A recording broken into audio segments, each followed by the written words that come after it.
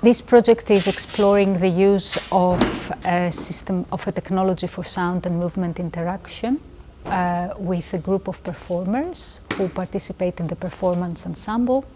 And the Performance Ensemble is a theatre company that is working with older people, and they are drawing on their experience of life in the theatre making. I work with lived experience, so people who are working, so we create our work through involving people in a rehearsal room, talking about their lived experience and talking about how they feel now and what they need and what they want and what they aspire to and what makes them sad and what frustrates them and what makes them angry. So we're very much in the moment. Everything that we're making is in the moment with that person.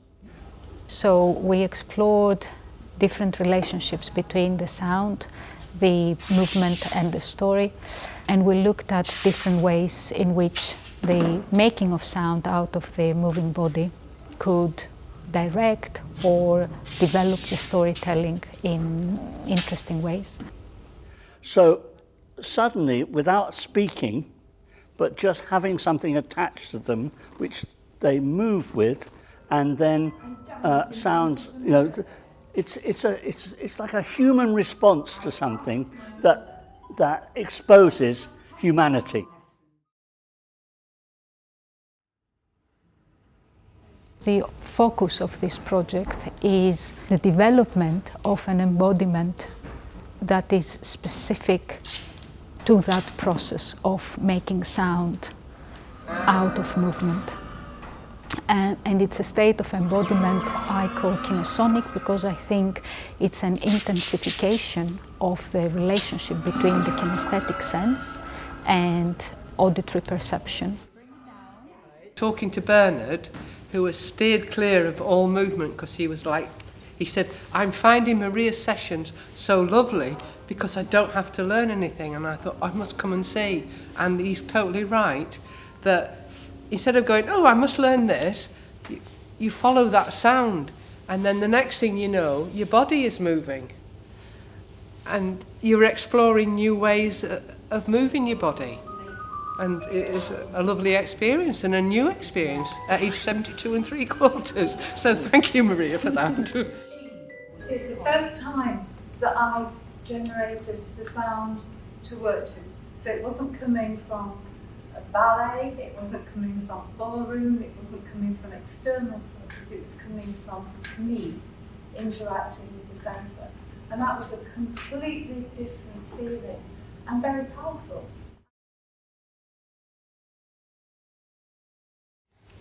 Me, the very beginning when I first met you, and there was a very short experience with the sound, and I thought there were 3 types of sounds. Only one I heard, and I put my hand up. I don't know if you remember, but that is people like myself who are deaf or hard of hearing don't hear, so at least they can join this sort of, and they come alive again. It was quite a long process. You told me to search, you told me you would send me, first of all, some bird sound, and you also gave me a site where there was bird song, and I researched it and I found a recording of the dawn chorus, and so my sound was used from that recording of the dawn chorus, wasn't it? And so I felt it was very much attached to me. It was my sound.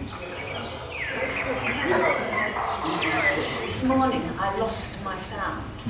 So when you moved and you expected to hear your sound and it wasn't there, it was really, really disconcerting. I found it quite upsetting that I'd lost my sound. I wasn't connected anymore to what was going on.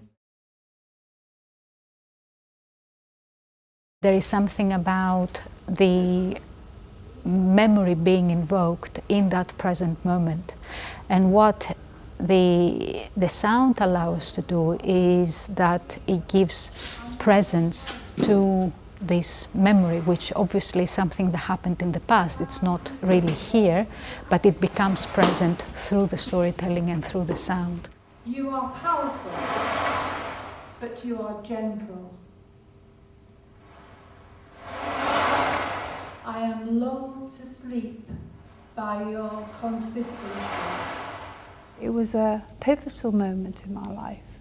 My husband started to work abroad, and I was in a hotel and he was leaving that day and he wouldn't be back for 4 months. And I really needed something that got me to sleep, and it was the waves and the pebbles. And it brought back a really vivid memory. And what was interesting was, it wasn't a memory and then we put something to it. The actual sound gave me a real reaction in terms of memory. For me, at the outset, it was a little puzzling, because there were these sounds that there was a delay between the action and the sound. And you're not immediately aware that I'm generating that sound. And it's, to me, I liken it to being a baby. When the baby makes a noise, it doesn't know that the noise came from itself. And then you learn that actually that noise, you can relate to it, and the noise leads to connection with other people. So it's that growth from just being me to being a member of a group. I've got it.